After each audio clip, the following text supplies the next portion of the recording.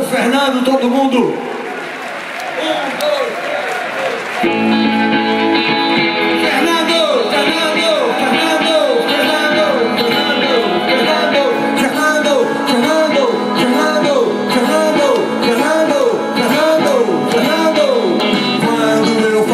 Dessas cores mórbidas, quando eu falava desses homens só de luz, mas eu falava desse temporal.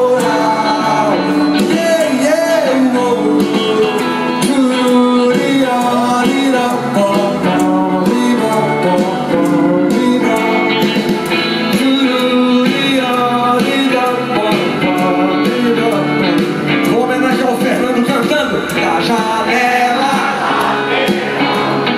do quarto de dormir.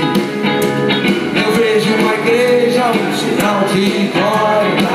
Vejo um muro branco e um voo passarinho. Vejo um lagartinho velho sinal. Mensageiro natural de coisas naturais.